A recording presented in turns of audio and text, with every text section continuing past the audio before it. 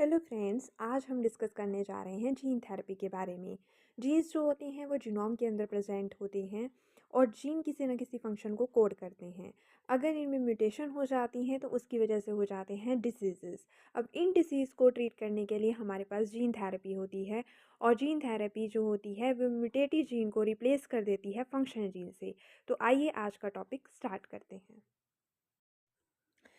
आज के टॉपिक का जो हमारा कंटेंट रहेगा, सबसे पहले ये होगा कि जीन थेरेपी होती क्या है, फिर कैसे ये स्टार्ट हुई थी, कहाँ कहाँ पे ये यूज़ की गई है, मतलब इसकी हिस्ट्री, कितने टाइप की जीन थेरेपी होती है, कौन कौन से वेक्टर इसमें इन्वॉल्व होते हैं, कौन कौन से इसके जीन डिलीवरी मेथड हैं, क्या सक्सेस केसेस हैं और क्या एडवांटेज एंड डिसएडवांटेज होते हैं।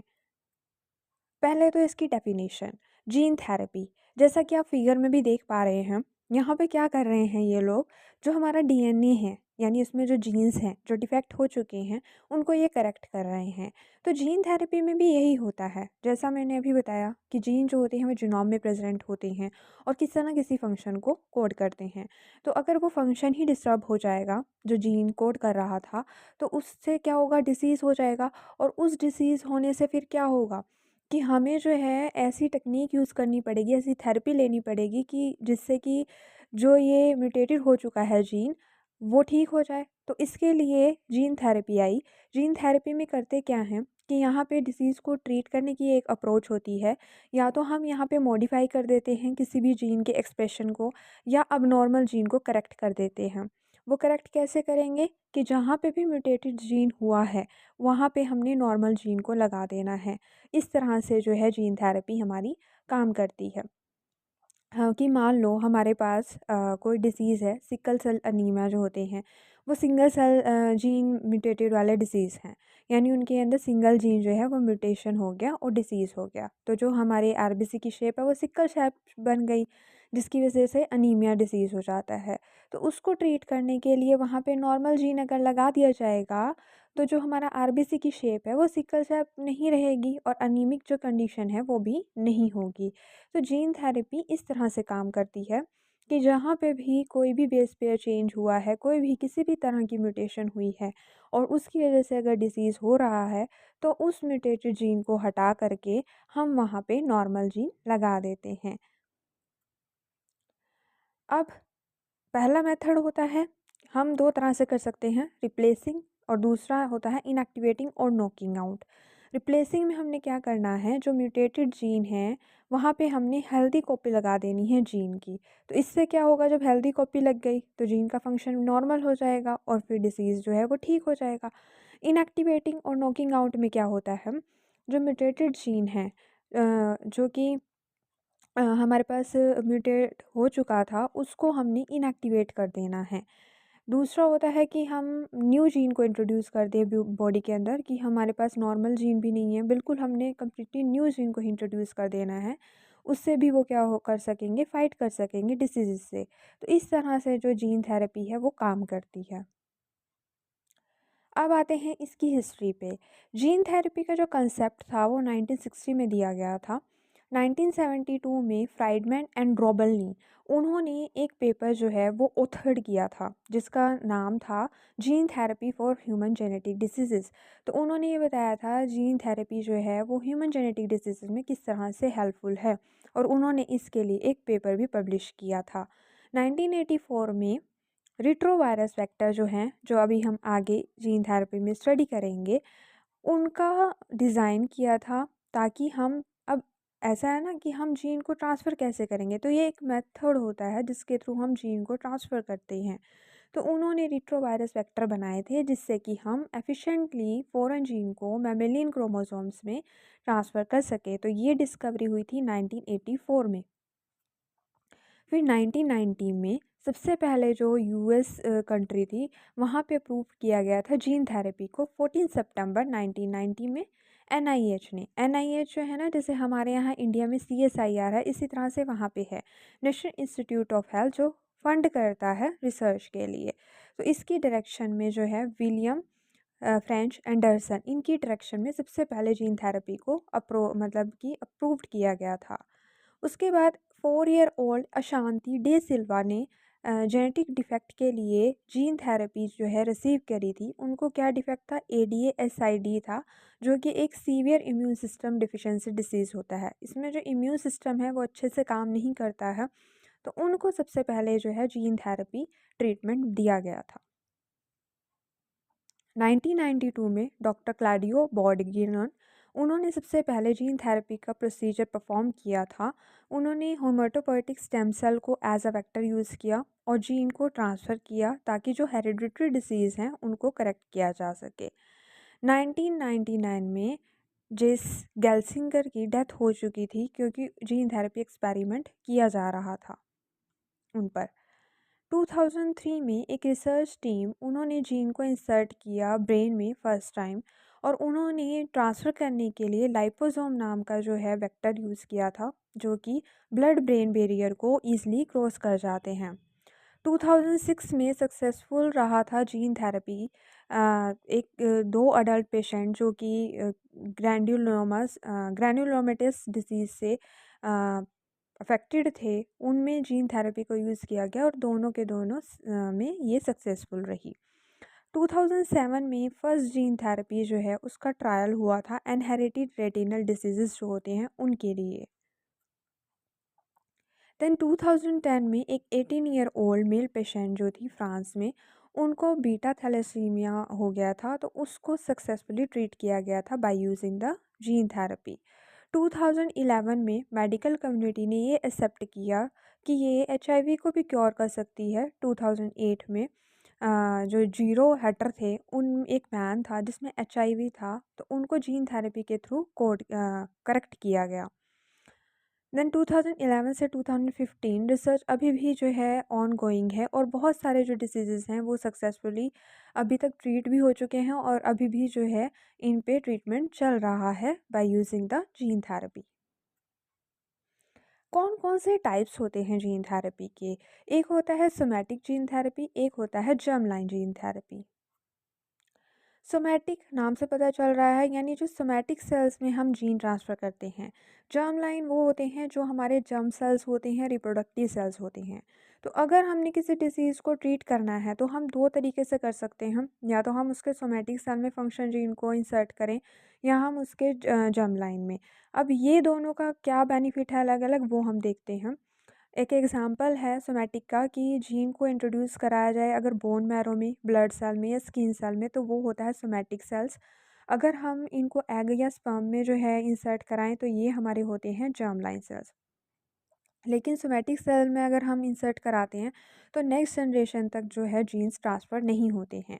लेकिन जर्म सेल्स जो होते हैं इनहेरिटेबल हेरिटेबल होते हैं, वो one generation to another generation इनके थ्रू करैक्टर जाते हैं, तो इसलिए ये हेरिटेबल हैं। अगर इनमें हम जीन ट्रांसफ़र करते हैं तो वो नेक्स्ट जनरेशन तक भी पास होते हैं। सोमैटिक सेल्स जो होते हैं, यहाँ पे हम उन डिसीज़ेस को ही करेक्ट कर सकते हैं, यानी अगर सोमैटिक सेल में कोई डिफेक्ट हुआ हो। जबकि जर्म लाइन के लिए सेफ्टी का इशू रहता है, इथिकल इश्यूज़ रहते हैं, तो ये अभी जो है इतना ज़्यादा यूज़ नहीं की जा रही है। एक एग्ज़ाम्पल दिया गया है, डॉक्टर ने क्या किया, जो मैन था उसके स्पर्म प्रोड्यूसिंग सेल्स को रिमूव किया जिसके अंदर डिफेक्टिव जीन था। फिर उसने हेल्दी जो जीन है उनको डिफेक्टिव जीन से रिप्लेस कर दिया, यानी डिफेक्टिव जीन निकाल दिया और उसकी जगह पे हेल्दी जीन लगा दिया।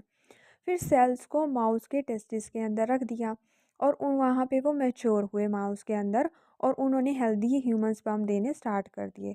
अब इन स्पर्म्स को टेस्टेड किया गया कि क्या ये फर्टिलाइज़ कर सकते हैं वुमन एग को। तो रिज़ल्ट ये मिला कि एम्ब्रियो जो है वो डेवलप हो गया था और फर्टिलाइज़ हो गया था। मतलब उसके बाद इस एम्ब्रियो फर्टिलाइजेशन के बाद डेवलप हुआ, उसको फिर वुमेन के वॉम में रखा गया और उसने एक चाइल्ड को बर्थ दिया। तो इस तरह से सक्सेस देखी गई कि अगर जर्म लाइन के अंदर जर्म लाइन थेरेपी का एक एग्जाम्पल है कि किस तरह से हम जर्म लाइन डिसीज़ को ट्रीट कर सकते हैं। कि अगर डिफेक्टिव जो हैं जीन्स हो गए थे, जो कि डिफेक्टिव स्पर्म प्रोड्यूस कर रहे थे, तो उसको नॉर्मल जीन से रिप्लेस किया गया। फिर फर्टिलाइजेशन की कैपेसिटी भी देखी गई और फिर उस एम्ब्रियो को भी चेक किया गया कि क्या वो वुमेन वॉर्म में सर्वाइव कर पाएगा या नहीं। तो इस तरह से जर्म लाइन जो थेरेपी है वो सक्सेसफुल रही। सोमैटिक सेल थेरेपी सबसे ज़्यादा यूज़ होती है क्योंकि इसमें कोई इथिकल इश्यूज़ नहीं होते हैं। तो इसके 2 टाइप्स होते हैं, एक होता है एक्स विवो, एक होता है इन विवो। एक्स विवो का मतलब होता है कि अगर हम सेल्स को मॉडिफ़ाई कर रहे हैं बॉडी के आउटसाइड यानी लैब के अंदर, एंड देन हम उनको ट्रांसप्लांट कर रहे हैं बॉडी में। यानी हमने कोई भी डिफेक्टिव जो सेल है उसको निकाल लिया, उसके बाद हमने उसको नॉर्मल जीन से ट्रीट कर दिया और दोबारा से ह्यूमन बॉडी में ट्रांसफ़र कर दिया। लेकिन इन विवो में क्या हो रहा है कि जीन को हम सेल्स के अंदर ही ट्रीट कर रहे हैं, सेल्स अभी भी कहाँ हैं? बॉडी के अंदर। तो ये 2 टेक्नीक होती हैं, या तो हम आउटसाइड द बॉडी करते हैं या इनसाइड द बॉडी करते हैं। तो direct x Vivo and in vivo में यहाँ पे फिगर के थ्रू दिखाया हुआ है। तो एक्स वीडियो में क्या होता है ना कि हमने जो भी डिफेक्टिव सेल्स होते हैं उनको निकाल लेना होता है बॉडी से, उसके बाद हमने उसको नॉर्मल जीन से ट्रीट करना होता है और फिर कुछ दिन जो है लैब में रख करके उसके बाद दोबारा से पेशेंट में ट्रांसफ़र कर देते हैं। लेकिन इन विवो में हम क्या करते हैं, जो नॉर्मल जीन होता है उसको हमने बॉडी के अंदर ही डालना होता है। एक्स वीवो का एग्ज़ाम्पल है, फर्स्ट जो जीन थेरेपी है जो कि लैब के अंदर की गई थी, वो करेक्ट करने के लिए की गई थी डेफिशिएंसी ऑफ एंजाइम एडिनोसिन डीएमिनेज़। और ये एक अभी मैंने एग्ज़ाम्पल बताया था, 4 ईयर ओल्ड गर्ल थी अस्थानी डी सिल्वा, उस पे परफ़ॉर्म की गई थी और क्योंकि वो सफ़र कर रही थी इस एंजाइम डेफिशिएंसी वाले disease SCID, severe combined immunodeficiency disease से। और ये डिफ़ेक्ट क्यों होता है, मतलब ये डिसीज़ क्यों होता है, क्योंकि यहाँ पे जो जीन होता है उसमें डिफ़ेक्ट आ जाता है। ये जो कोड करता था एडिनोसिन डीएमिनेज़ को, और जिसकी वजह से जो डीऑक्सी एडिनोसिन है वो अकुमुलेट हो जाता है और जो टी सेल्स हैं वो डिस्ट्रॉय हो जाते हैं। और टी सेल हमारे इम्यूनिटी में हेल्पफुल होते हैं, तो ये इम्यूनिटी को डिस्टर्ब करता है, इन्फेक्शन होते हैं इससे यंग एजेस में। तो उसके लिए सबसे पहले x Vivo gene therapy use की गई थी और इस डिज़ीज़ को ट्रीट किया गया था 4 ईयर ओल्ड गर्ल में। ये देखिए यहाँ पे बैक्टीरिया है। बैक्टीरिया में ने मतलब इसमें क्या है, प्लाज्मिड है, वेक्टर लिया गया है, उसके अंदर वेक्टर में नॉर्मल जीन को इंसर्ट किया गया है जैसे हम रिकॉम्बिनेंट डीएनए टेक्नोलॉजी में करते हैं। उसके बाद इसको क्या किया गया है कि जो ये क्लोन्ड था इसको जो है वायरस में भी हम कर सकते हैं, रिट्रोवायरस के अंदर क्लोन। और उसके बाद हम जो है इसको टी सेल्स भी लिए गए एससीआईडी पेशेंट से, उन टी सेल्स में मतलब रिट्रोवायरस से इन्फेक्ट कराया गया और फिर इसको जो है एडीए जीन भी इसके अंदर ट्रांसफ़र किया गया। फिर सेल्स को जो है लैब के अंदर ग्रो करवाया गया और फिर उनको जो है ट्रांसप्लांट किया गया था, ट्रांसफ़र किया गया था बेबी के अंदर। और इस तरह से फिर वो क्या कर बेबी के अंदर एडीए का प्रोडक्शन स्टार्ट हो गया, क्योंकि नॉर्मल जीन डाल रहे हैं ना हम, तो इस तरह से मतलब लैब के अंदर हमें इस तरह से ट्रीट करना पड़ेगा और फिर हम जो है दोबारा से ट्रांसफ़र करेंगे। और बेबी से हमने क्या ले लिए थे, टी सेल्स, क्योंकि वो टी सेल्स उसके डिफेक्ट हो चुके थे। इन विवो इन विवो तो मतलब ये ओनली पॉसिबल ऑप्शन होता है उन इंडिविजुअल्स के अंदर जहाँ पे हम सेल्स को इन विट्रो कल्चर नहीं कर सकते या उनमें सफिशेंट नंबर ऑफ सेल्स नहीं होते कल्चर के लिए, जैसे ब्रेन सेल्स। तो इन विवो जो होते हैं इसमें हमें री इम्प्लांट की कोई नीड नहीं होती, क्योंकि हम लैब में तो ग्रो नहीं कर रहे हैं सेल्स को, हम तो पेशेंट के अंदर ही सेल्स को ट्रीट करते हैं। एग्ज़ाम्पल है इन विवो का, सिस्टिक फाइब्रोसिस से एक पेशेंट जो था इन अफेक्टेड था। तो क्योंकि इसमें एक प्रोटीन होता है सिस्टिक फाइब्रोसिस ट्रांसमेम्ब्रेन रेगुलेटर, वो अपसेंट हो जाता है जीन डिफेक्ट की वजह से। तो जिसकी वजह से जो क्लोराइड आयन है वो कंसनट्रेट कर जाते हैं सेल में और वाटर जो है वो सराउंडिंग से विड्रॉ होता है, जिसकी वजह से जो स्टिकी म्यूकस है वो रेस्पिरेटरी ट्रैक या लंग्स में अकुमुलेट हो जाता है, जैसा कि निमोनिया के भी केस में होता है। तो इसको इन विवो जो थेरेपी थी उससे ट्रीट किया गया, यानी पेशेंट के अंदर ही एडिनो वायरस वेक्टर के अंदर नॉर्मल जीन डाला गया और उसको फिर जो है पेशेंट के अंदर डाल दिया गया। तो इस तरह से पेशेंट की बॉडी में ही ट्रीटमेंट कर दिया गया। तो बाहर निकालने की यहाँ पे सेल्स को कोई नीड नहीं थी। और आपको पता ही है, जैसे जेनेटिक इंजीनियरिंग में हम क्या करते हैं, हम वेक्टर लेते हैं, उसके अंदर फ़ौरन जीन डालते हैं और फिर हम उसको होस्ट में डालते हैं। उसी तरह से हो रहा है, क्योंकि खुद से तो जीन नहीं ट्रांसफ़र हो सकता ना। जीन को ट्रांसफ़र करने के लिए कोई कैरियर चाहिए, तो वो कैरियर वेक्टर होते हैं हमारे पास। आगे हम अभी डिस्कस भी करेंगे। देखिए यहाँ पे सिंपल दिखाया गया, पहले म्यूटेटेड वाला सीएफटीआर चैनल दिखाया गया है। यहाँ पे क्या हो रहा है कि क्लोराइड आयन जो है वो मूव नहीं हो रहे हैं, जिसकी वजह से जो म्यूकस है वो बिल्डअप हो रहा है। Outside of the cell. जब नॉर्मल हो जाए तो क्लोराइड आयन जो है वो आउटसाइड ऑफ द सेल क्या कर जाते हैं, मूव कर जाते हैं और म्यूकस कोई अक्युमुलेट नहीं होता है। तो सिंपली यहाँ पे बॉडी के अंदर ही एडिनो वायरस वेक्टर की हेल्प से मतलब उसमें नॉर्मल जीन डाल दिया गया और फिर ये जो डिसीज़ था उसको ट्रीट किया गया। तो नॉर्मल जीन हम लेते हैं, ठीक है, नॉर्मल ह्यूमन जीन को इंसर्ट करते हैं वेक्टर के अंदर और फिर उसके बाद उसको बॉडी में जो भी लंग सेल है, ब्रेन सेल है, उनमें हम डाल देते हैं।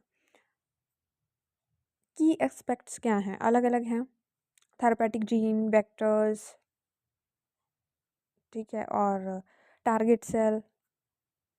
तो पहले थेरेपेटिक जीन की बात करते हैं। मोनोजेनिक डिसीजेज़, मोनो मतलब सिंगल, यानी सिंगल जीन में अगर मॉडिफिकेशन हो गई है तो उनकी वजह से जो डिसीज़ होते हैं, तो उसके लिए हम हेल्दी जीन को इंट्रोड्यूस कर देते हैं। इसकी वजह से कौन कौन से डिसीज़ होते हैं, सिस्टिक फाइब्रोसिस, हीमोफीलिया और भी बहुत सारे डिसीज़ेज़ हैं। मल्टीफैक्टोरियल डिसीज़ हो सकते हैं, यानी बहुत सारे जीन की वजह से हो सकता है या इन्वायरमेंटल मतलब फैक्टर्स की वजह से हो सकता है, क्योंकि आपका बहुत सारे फैक्टर्स जो हैं वो इन्वॉल्व हो गए हैं जिसकी वजह से डिसीज़ हो रहे हैं। कौन कौन से वेक्टर जो हैं यूज़ किए जाते हैं जीन थेरेपी में। वेक्टर का काम होता है कि जीन को टारगेट सेल तक ले जाना। इनमें आपके वायरल वेक्टर भी होते हैं जिनमें वायरस होते हैं इन्वॉल्व और नॉन वायरल वेक्टर भी होते हैं। आइडियल वेक्टर वो होना चाहिए जो कि राइट सेल को ही टारगेट करे, जो इंटीग्रेट कर दे जीन को सेल्स के अंदर, जो जीन को एक्टिवेट करे, हार्मफुल कोई साइड इफ़ेक्ट ना हो और मतलब ऐसा नहीं है कि सभी के अंदर जो है सारी तरह के वेक्टर यूज़ किए जाएंगे, हर एक के लिए अलग अलग वेक्टर होगा, तो कोई यूनिवर्सल वेक्टर एग्जिस्ट नहीं करता है। सबसे पहले वायरल वेक्टर, तो यहाँ वायरसेस यूज़ किए जाएंगे, जेनेटिक मटेरियल को ये होस्ट के अंदर इंट्रोड्यूस करेंगे और क्या किया जाता है, वायरल डीएनए को रिमूव कर दिया जाता है जिससे कि वायरस को एज अ वेक्टर की तरह यूज़ किया जाता है। वायरस को जो है चेंज किया जाता है ताकि वो इन्फेक्शन कॉज ना कर सके और जो रिस्क है वो कम से कम ही हो। हालांकि वायरस को अगर यूज़ करते हैं तो डिसीज़ का खतरा रहता है, लेकिन हम उसके डीएनए या और पार्ट को रिमूव कर देते हैं जिससे कि वो डिसीज़ कॉज ना कर पाए। तो वायरल वेक्टर जो है वो न्यू जीन को कैरी करेंगे, फिर वो जीन को सेल्स के अंदर इंटीग्रेट कर देंगे और न्यू जीन जो है वो ओरिजिनल जीन के साथ फिर वो मतलब वर्क करता रहता है। वायरल वेक्टर जो हैं बहुत सारे होते हैं, retrovirus, adenovirus, adeno associated virus या हर्पेस सिम्प्लेक्स वायरस। ये ज़्यादातर ह्यूमन जीन थेरेपी के लिए यूज़ किए जाते हैं। सबसे पहले रेट्रोवायरस, आपने सुना भी होगा इसके बारे में, जिसका जेनेटिक मटेरियल आरएनए होता है और वो सीडीएनए में कन्वर्ट करता है उसको रिवर्स ट्रांसक्रिप्टेज के थ्रू। एचआईवी में भी यही वायरस होता है। तो इनकी एबिलिटी होती है कि होस्ट जीनोम के अंदर इंटीग्रेट होते हैं और फॉरेन जीनोम ये कितना कैरी कर सकते हैं, लेस देन 3.4 KB, और ये टारगेट सेल में जा कर के फिर डिवाइड करते हैं। तो देखिए यहाँ हेल्दी जीन है, उसको रेट्रोवायरस में हमने डाल दिया, फिर उस अनहेल्दी सेल्स के अंदर ये जाएगा और फिर वहाँ पे जो है नॉर्मल जीन को इंटीग्रेट कर देगा और फिर उसकी रेप्लिकेशन होगी। लेंटीवायरस वेक्टर सिस्टम, ये रेट्रोवायरस का ही टाइप होता है। इसमें आरएनए जो है वो रिवर्स ट्रांसक्राइब्ड होकर के डीएनए प्रोड्यूस करता है और यहाँ पे जो target cells dividing non dividing दोनों रहते हैं। देन आता है सेकंड टाइप का वेक्टर, एडिनोवायरस। एडिनोवायरस जो है ना वो जीनोम के अंदर इंटीग्रेट नहीं होता है, ना ही ये रेप्लिकेट होता है during the cell division. Human जब कांटेक्ट में आते हैं एडिनो वायरस के तो मतलब ऑलरेडी उनके अगेंस्ट जो है एंटीबॉडी डेवलप हो चुकी होती हैं जिससे कि वो वायरस को इनएक्टिवेट कर देते हैं। इनका भी जो टारगेट रहता है वो नॉन डिवाइडिंग या डिवाइडिंग सेल्स दोनों रहते हैं।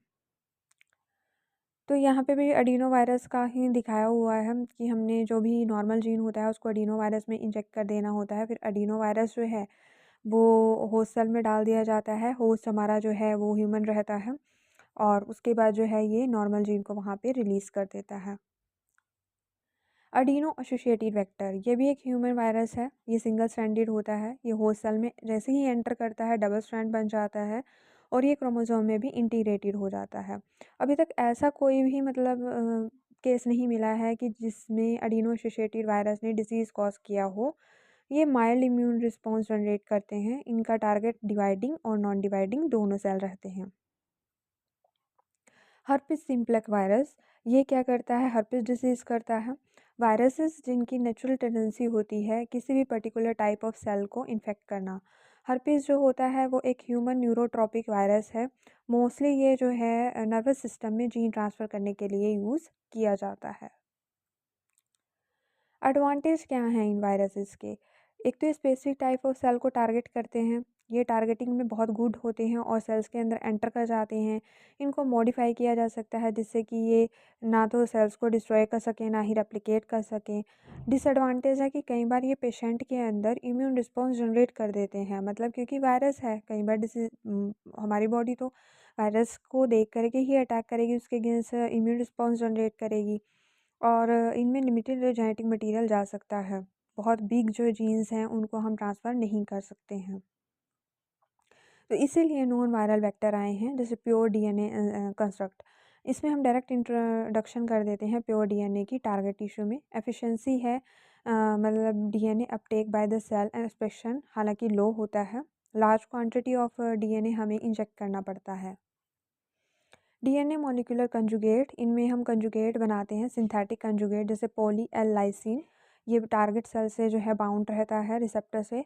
थेरेपेटिक डीएनए बनाया जाता है कंजुगेट के साथ मिला करके, इसको हम कॉम्प्लेक्स फॉर्म करता है।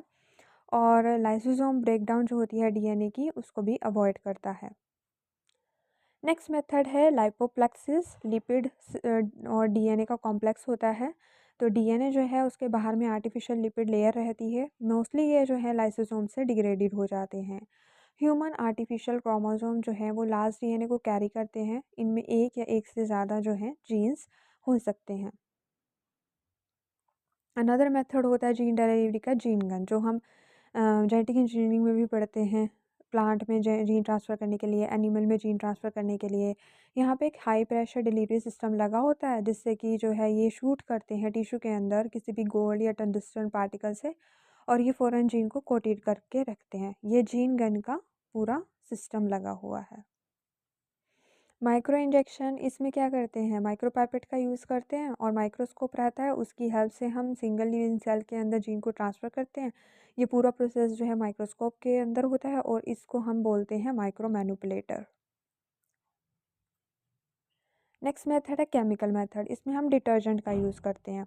कुछ चार्ज केमिकल जैसे कैल्शियम फॉस्फेट उसको cDNA के साथ मिक्स कर दिया जाता है।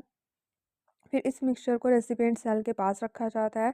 ये केमिकल जो है सेल मेम्ब्रेन को डिस्टर्ब करते हैं, पोर साइज़ को ज़्यादा ओपन कर देते हैं जिससे कि cDNA जो है वो सेल के थ्रू पास हो जाता है। लाइपोफेक्शन, इसमें जेनेटिक मटेरियल को सेल में डाला जाता है लाइपोसोम की हेल्प से। ये आर्टिफिशियल फॉस्फोलिपिड वेसिकल होते हैं जिससे कि हम डीएनए को सेल्स के अंदर डालने में यूज़ करते हैं। अब क्या सक्सेस मिली है जीन थेरेपी के थ्रू? इससे ब्लाइंडनेस क्योर हुई है। और और इससे जो है एक मतलब डिसीज़ होता है जिससे कि जीन में एबनॉर्मलिटी हो जाती है, RPE65। इसकी वजह से जो है बर्थ के कुछ मतलब ये बर्थ के बाद अपीयर हो सकता है या first few month of life. इससे क्या हो जाता है कि जो विज़न है वो लॉस हो जाता है। तो उसको क्योर किया गया है जीन थेरेपी के थ्रू। यहाँ पे हम हार्मलेस वायरसेस यूज़ करते हैं। और यहाँ पे क्या किया गया कि जो रेटिना के बिनेट सेल्स होते हैं वहाँ पे एक्सेस किया गया है। फाइन नीडल का यूज़ किया जाता है। इससे जो विज़न है वो इम्प्रूव हुई है। जीन थेरेपी के थ्रू पार्किंसन डिसीज़ के सिम्टम को रिड्यूस किया गया है। इसमें होता क्या है कि मतलब कि मूवमेंट, मोटर स्किल्स प्रॉब्लम हो जाती हैं, रिजिडिटी हो जाती है। तो इसमें लोकल एनेस्थीसिया दिया जाता है और एक हार्मलेस इनएक्टिव वायरस AAV2 का यूज़ किया जाता है। एडवांटेज ये है कि इससे जो हेरिडिटरी डिसीज़ हैं जैसे सिस्टिक फाइब्रोसिस, ADA, SCID, इसको हम ट्रीट कर सकते हैं। इससे हम जो भी हार्ट डिसीज़ेज़ हैं, एड्स, कैंसर वगैरह, उसको क्योर किया जा सकता है। जेनेटिक डिसीज़ेज़ जो हैं अगर कोई बॉर्न होता है इनके साथ में तो उसको ट्रीट किया जा सकता है और फ्यूचर जनरेशन में से ये इरेडिकेट कर सकते हैं डिसीज़ेज़ को। डिसएडवांटेज है कि लॉन्ग लास्टिंग थेरेपी अचीव नहीं होती है इसके थ्रू, क्योंकि जो सेल्स हैं वो रैपिडली डिवाइड करते रहते हैं और जो ये जीन थेरेपी का बेनिफिट होता है वो शॉर्ट लिव्ड होता है। जो इम्यून रिस्पॉन्स होता है जीन ट्रांसफ़र करने का उसका भी रिस्क रहता है, क्योंकि हमारी बॉडी सोचेगी कि ये फॉरेन पार्टिकल है और उसके अगेंस्ट इम्यून रिस्पॉन्स जनरेट कर देगी। तो ये एक बड़ा रिस्क है जीन थेरेपी के साथ।